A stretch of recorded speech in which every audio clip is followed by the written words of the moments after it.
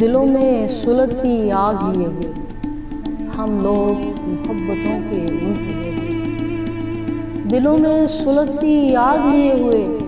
ہم لوگ محبتوں کے منتظر ہیں۔ آنکھوں میں بجھے خواب لیے ہوئے ہم لوگ دیپوں کے منتظر ہیں۔ آنکھوں میں بجھے خواب لیے ہوئے ہم لوگ دیپوں کے منتظر ہیں۔ تن پہ رات کی چادر لپیٹے تن پہ رات کی چادر لپیٹے ہوئے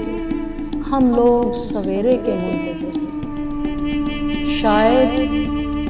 ہم کچھ کیے بنا ہی اے نور باہو، شاید ہم کچھ کیے بنا ہی اے نور باہو نعمتوں کے ڈھیر کے منتظر ہیں۔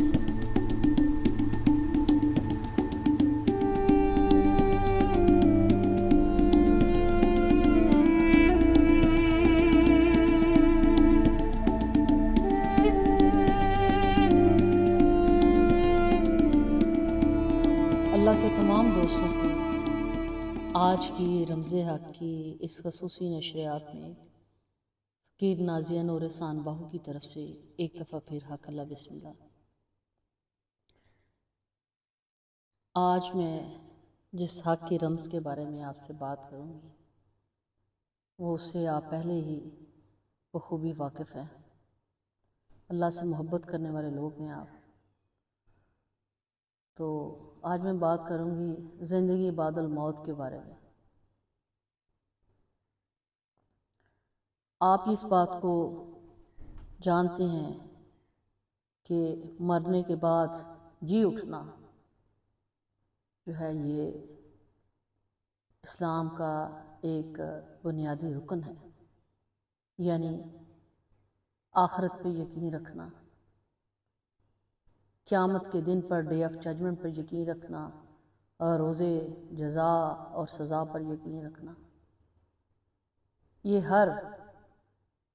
بندہ مومن مومنہ کا جو ہے وہ ایمان کا حصہ ہے۔ اچھا، یہاں جو خاص جو ایک بات ہے، اس بات کو سمجھتے ہیں، لیکن آپ اور میں مل کر اس بات کو سمجھنے کی اور کھولنے کی کوشش کرتے ہیں اس حق کی رمز کو۔ وہ کچھ یوں ہے کہ بخوبی آپ جانتے ہیں کہ موت ایک اٹل حقیقت ہے، اور اللہ تعالیٰ نے آل عمران کی آیت نمبر 185 میں اس کے ترجمے کو غور سے پڑھے، اس حقیقت کو بڑے احسن طریقے سے بیان فرمایا ہے کہ ہر شخص کو موت کا مزہ چکھنا ہے، اور روز قیامت جو ہے وہ سب کو پورا جو ہے اجر دیا جائے گا۔ جو شخص جہنم کی آگ سے بچا لیا گیا اور جنت میں داخل ہو گیا وہ دراصل کامیاب ہوا۔ اب اس آیت مبارکہ میں جو ہے زندگی بعد الموت کے پورے فلسفے کو بڑے خوبصورتی کے ساتھ جو ہے رب محمد نے ہم پر کھول دیا ہے۔ اس طرح قرآن مجید کا بھی بے شمار آیات ہیں اس میں اللہ تعالیٰ نے کلیئرلی فرما دیا ہے اس کے مرنے کے بعد جی اٹھنے کے اس جو میجر کانسیپٹ ہے جس پر پوری جو ہے وہ انسانی زندگی کا جو ہے فلسفہ جو ہے بیس کرتا ہے۔ وہی بات جو ہے سورہ الانبیاء میں آیت نمبر 35 کے اگر ترجمے کو پڑھے تو یہی حقیقت جو ہے روز روشن کی طرح سامنے آتی ہے۔ رب العالمین فرماتے ہیں کہ ہر شخص کو موت سے دوچار ہونا ہے، اور ہم تم کو بہرحال اچھے اور برے حالات سے آزماتے ہیں، کیونکہ آخر کار تم کو ہمارے پاس ہی لوٹ کر آنا ہے۔ اللہ تعالیٰ نے جگہ جگہ آپ دیکھیں قرآن میں فرمایا فلا ترجعون کہ تم کو ہماری طرف لوٹ کے آنا ہے، افلا تعقلون کیا تم عقل نہیں رکھتے کہ آخر کار تم کو میری طرف لوٹ کے آنا ہے۔ تو یہ چیز بار بار بیان کی ہوئی ہے آیات مبارکہ کے ذریعے اللہ تعالیٰ نے۔ اس طرح سورہ عنکبوت کی جو آیت نمبر جو ہے 29 اس کو دیکھیں، اس میں بھی اللہ تعالیٰ نے یہی کہا ہے کہ ہر شخص کو موت کا مزہ چکھنا ہے، پھر تم سب ہماری طرف لوٹائے جاؤ گے۔ پھر اسی چیز کو الجمعہ کی آیت نمبر جو ہے 4 اسی میں کلیئرلی بیان کیا گیا ہے کہ جس موت سے تم بھاگے پھر رہے ہو کدھر جا رہے ہو، ہر تمہیں اللہ کی طرف پلٹ کے آنا ہے۔ تو یہ اگر سارے ان آیات مبارک ترجمے پہ غور کریں تو یہ روز روشن کی طرح واضح ہو جاتی ہے ہم پر بات کہ آخر کار جو ہمیں اللہ کی طرف لوٹ کے جانا ہے، اور مرنے کے بعد جو ہے وہ دوبارہ جو ہے ہم زندہ کیے جائیں گے، اور ڈے آف ججمنٹ ہے، اور جزا، اور جو بھی ہم عمل کریں گے وہ اچھے عملوں کی اچھی جزا ہے، برے عملوں کی ڈیفینیٹلی پنشمنٹ ہے۔ اسی پہ تو، اسی امید پہ تو سارے وہ دیکھیں وہ بیس کرتے ہیں ریوارڈ اور یہ جو بھی ہے سلسلہ۔ اب اگر ہم میں سے کچھ لوگ یہ سوچیں کہ ہم دنیا میں سارا کما لیں، کر لیں، جی وہ کس نے دیکھا ہے جی ڈے آف ججمنٹ یا اس بات کو، تو اس کا مطلب ہے آپ کا تو بیسک جو ہے آپ کا تو ایمان ہی نہیں پورا ہوگا۔ ہم میں سے بہت زیادہ لوگ جو ہیں وہ دنیا کی ہوس میں لگے ہوئے ہیں، دولت کمانے کے، شہرت کے چکروں میں لگا ہوا ہے، اس طرح سے مختلف جو ہیں اپنی اپنے جو ہے ہم نے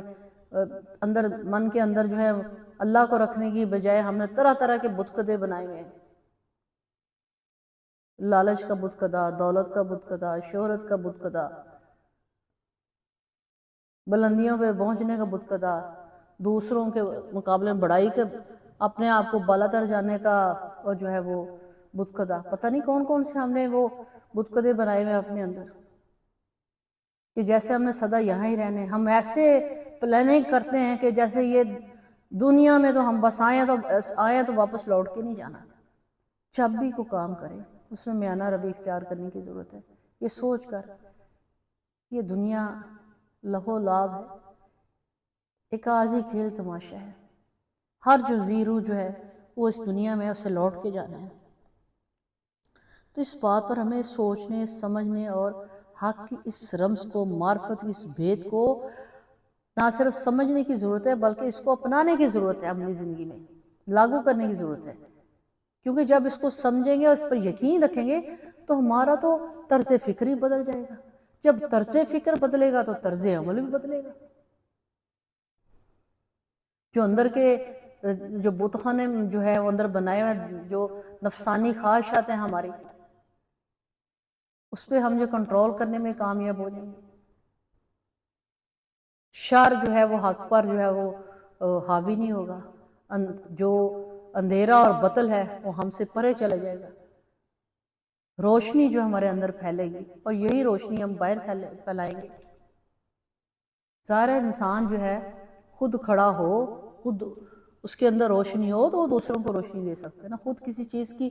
وہ چیز پہلے اپنے اوپر وہ امپلیمنٹ کرے تو تبھی وہ ایمانداری سے اور احسن طریقے سے دوسرے کے ساتھ اسے تقسیم کر سکتے ہیں۔ تو جب ہم یہ بہت بڑی بات ہے، جب ہم اس بات پر بالکل اس طرح سے یقین رکھیں گے جس طرح اللہ اور اس کے رسول نے کہا ہے کہ زندگی بعد الموت کا، کہ تم کو دوبارہ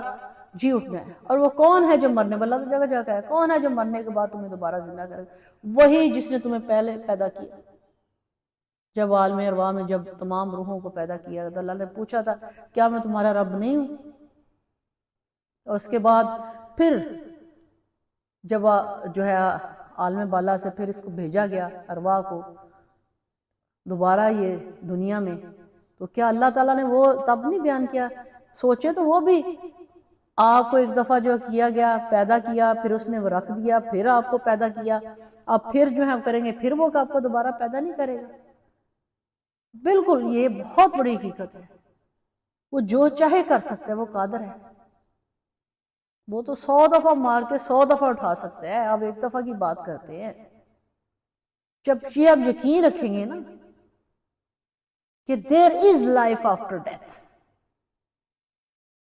and there is a system of reward of good deeds and bad deeds and there is a day of judgment،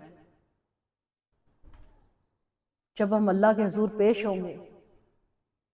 اپنے اعمال نامے لے کر، تو یہ جو ہے پھر وہ زندگی ہی بدل جاتی ہے۔ اسی چیز کو پھر تھوڑا سا، یہ تو میں نے آیات مبارکہ سے کہنا، تھوڑا سا اب اس طرف آئے ہیں، اور تو سورہ البقرہ کی جو ہے آیت نمبر 260 میں حضرت ابراہیم کا وہ واقعہ آپ کو یاد ہوگا، اور بھی ایک جگہ قرآن مجید میں بیان کیا گیا ہے، جب انہوں نے اللہ تعالیٰ سے فرمایا بابا ابراہیم نے کہ میں دیکھنا چاہتا ہوں کہ اس چیز کا مشاہدہ کرنا چاہتا ہوں کہ مرنے کے بعد جی اٹھنا کیسا ہے؟ تو آپ سب کو معلوم ہے کہ جس طرح اللہ تعالیٰ نے فرمایا کہ اے ابراہیم 4 پرندے لو، ان کو پالو پوسو، پھر یہ کہ ان کے ٹکڑے کر کے ان کو دور پہاڑوں میں پھینکو۔ اس کے بعد جو اللہ تعالیٰ نے فرمایا ان سے کہ اب تم اللہ کا نام لے کر ان کے جو نام تم نے رکھے ہوئے ہیں ان ناموں سے پکارو۔ 4 ٹکڑے مکس کر کے 4 پرندوں کو انہیں پھینکے تھے، لیکن جب انہیں پکارا تو وہ زندہ سلامت جو ہے وہ بھاگے ہوئے آئے۔ تو اس جو ہے علم الیقین، حق الیقین، عین الیقین اور پھر حق الیقین، یہ جو مشاہدہ انہیں ہوا حق کا، اور یہ اسی لیے تھا، کہتے تھے میرے مال میں یقین پھر بھی میں دیکھنا چاہتا ہوں کہ مرنے کے بعد جی اٹھنا کیسا ہے۔ پھر اسی چیز کو بڑی خوبصورتی کے ساتھ جو ہے اللہ تعالیٰ نے ایک تو بابا ابراہیم کے اس واقعے کے ذریعے بیان فرمایا قرآن مجید میں، پھر بڑی ہی خوبصورتی کے سورہ بقرہ کی آیت نمبر 67 سے لے کر 71 اور 2 تک آپ اس کا ترجمہ پڑھیں تو بھی وہ جس پر یہ بیس کرتی ہے البقرہ دکھاؤ، تو اللہ تعالیٰ نے وہ جس میں مقتول کا واقعہ بیان کیا ہے کہ جس کا قتل ہوا اس کے بھتیجے کے ہاتھوں اور اس کے قاتل کا پتہ نہیں چل رہا تھا، وہ بنی اسرائیل کا جو شخص تھا، پھر حضرت موسیٰ کے اللہ تعالیٰ نے حضرت موسیٰ کو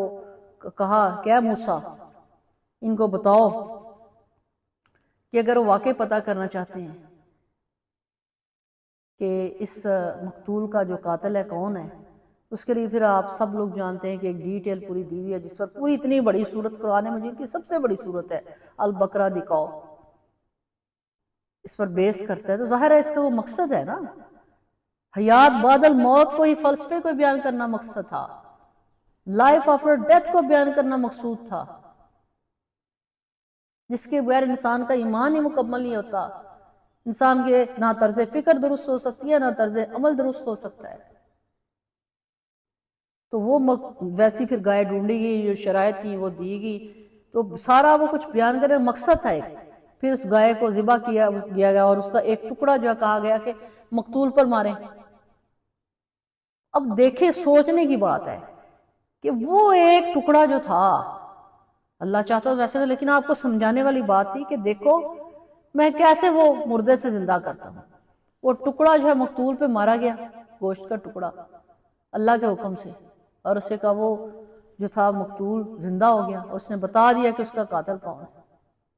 اب یہ بہت بڑی بات ہے، بڑی گہری بات ہے۔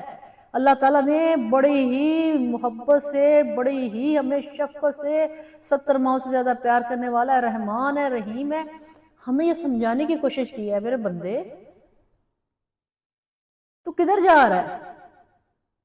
میں نے تجھ کو بنایا، میں نے تجھ کو پیدا کیا، دیکھ تم اس بات کو سمجھ کہ میں کیسے جو ہے مردہ کو زندہ کر سکوں، کیسے تو نے میری طرف ہی لوٹ کے آنا ہے اور میری طرف پلٹ کے آنا ہے، چاہے تو اپنی خوشی سے آ یا تیری خوشی نہ ہو، پھر بھی تجھے میری طرف پلٹ کے آنا ہے، تو بہتر ہے تو میری رضا سے میری طرف جو ہے وہ آ جائے، اور اپنے جو ہے اس بات پہ یقین رکھ کہ تجھے میرے روبرو آنا ہے۔ تو یہ بہت بڑی حقیقت ہے جو اس جو ہے سورہ بقرہ کی اس پر پوری اتنی طویل ترین سورت جو ہے وہ کرتی ہے، اس واقعے کے ذریعے ہمیں سب سے بڑی جو حقیقت جو ہے وہ سمجھانے کی کوشش کی ہے اللہ تعالیٰ نے۔ اگر اتنی بڑی باتوں کو سمجھ ہوئے ہم نہ سمجھیں تو پھر یہ سوچیں کہ پھر ہمارا وہ دین ایمان کدھر گیا؟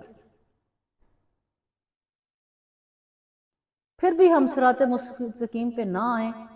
تو پھر یہ کہ ہم میں خامی ہے۔ میرے رب نے، میرے آقا محمد صلی اللہ علیہ وسلم نے اپنے رب کے حکم سے ہر چیز ہمارے لیے کھول کھول کے بیان کر دی۔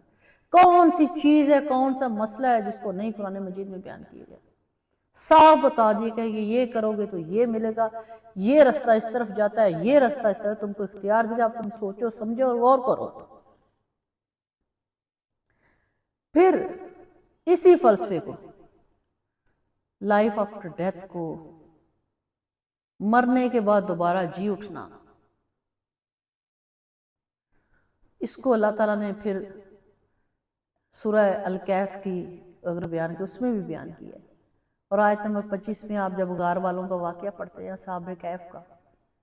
تو کیا ہے کہ 3 صدیاں سے کچھ زیادہ یہ آواز جگہ بیان کیا گیا ہے۔ 3 صدیوں کے بعد جب وہ غار میں سوئے ہوئے تھے اور پھر وہ جب اٹھے تو دیکھیں ان کا گدھا کس کنڈیشن میں تھا، ان کا کھانا ویسا گرم تھا۔ تو کیا اللہ تعالیٰ وہ 300 سال بعد دوبارہ اللہ کیا مطلب آپ کو سمجھانا چاہ رہا ہے؟ اب بھی ہمیں سمجھ نہیں آ رہی، تو پھر کب سمجھ آئے گی؟ اللہ تعالیٰ نے بڑی خوبصورتی کے ساتھ، مثالوں کے ساتھ، بالکل ایک بڑے دنیا میں کہہ رہے ہیں کہ اللہ تعالیٰ بہت عظیم ترین سائنسدان بھی ہے، کتنا لاجک سے آپ کو بات سمجھانے کی کوشش کی ہے کہ اس سے بڑا سائنسدان کوئی نہیں، اس سے بڑا سائنسدان ہے کوئی اس سے بڑا فلاسفر نہیں، کوئی بھی نہیں ہے، اس سے بڑا ماہر نفسیات دان کوئی نہیں ہے، اس سے بڑا ماہر طبیعت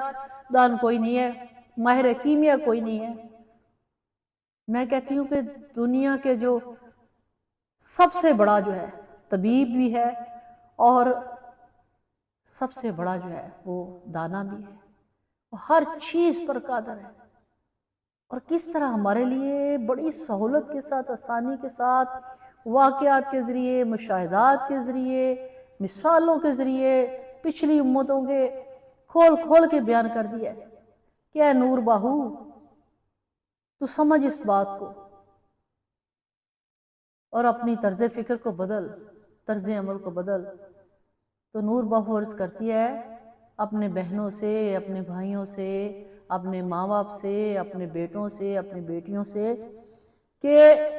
مرنے کے بعد جی اٹھنے پر اس طرح سے یقین کریں جس طرح کہ آپ حق ہے یقین کرنے کا۔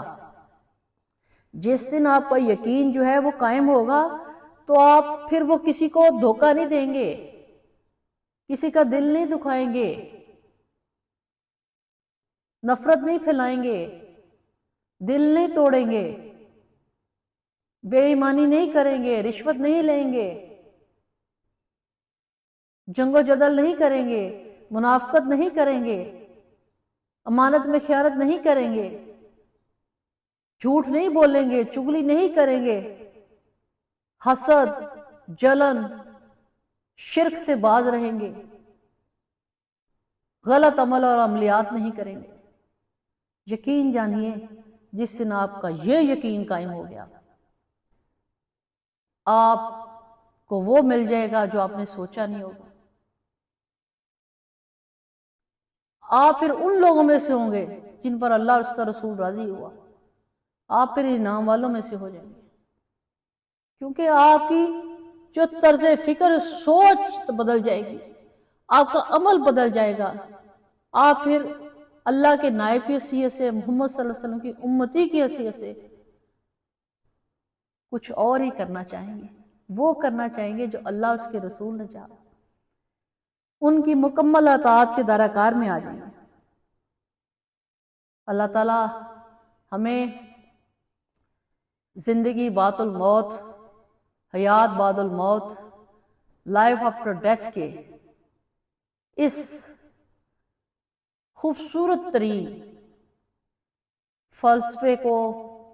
حقیقت کو سمجھنے کی ہمیں توفیق عطا فرمائے قرآن و سنت کی روشنی میں، اور اسے اپنانے کی توفیق دے، تاکہ ہماری دین و دنیا دونوں جو ہیں وہ اس میں ہمیں کامیابی و کامرانی ہو، اور ہم اللہ اور اس کے رسول کی نظر میں سرخرو ہوں۔ اللہ تعالیٰ آپ کا اور میرا حامی و ناصر ہو۔ آج کے لیے اجازت چاہتی ہوں۔ حق اللہ، بسم اللہ۔